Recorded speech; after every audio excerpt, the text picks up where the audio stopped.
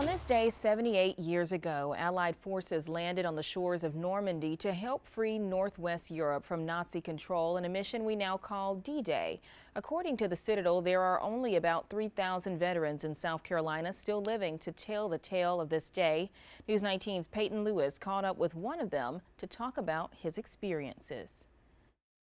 Back in 1943, Vernon Brantley was 19 years old when he enlisted in the Army to help the U.S. military do its part to free Europe from Nazi control. I was just raised to be a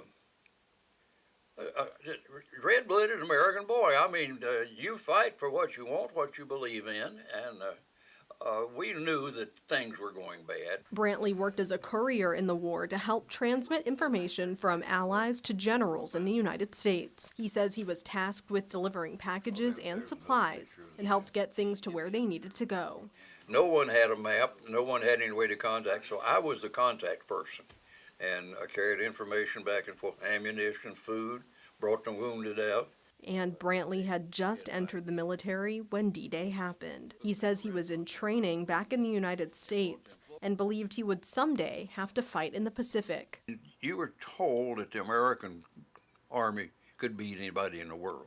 They forgot to tell you, we weren't prepared.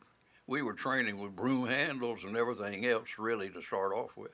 At the age of 97, Brantley says he still remembers the wreckage left behind by D-Day, months after the storming of the beaches in Normandy. That was in June. We didn't get there until October, but there was still a lot of damage. I mean, you could tell, all along the shore, the buildings and everything else still had a lot of symptoms of the war. World War II ended in September of 1945, but it's something that Brantley has and says he will continue talking about for as long as he can.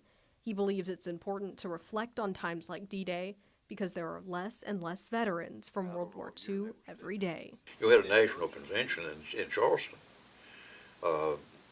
October, and I think there was 8 of us.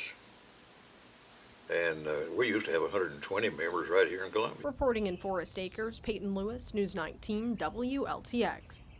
Well, according to the U.S. Department of Veteran Affairs, there are about 240,000 World War II veterans still alive in the U.S., and about 234 pass away every day.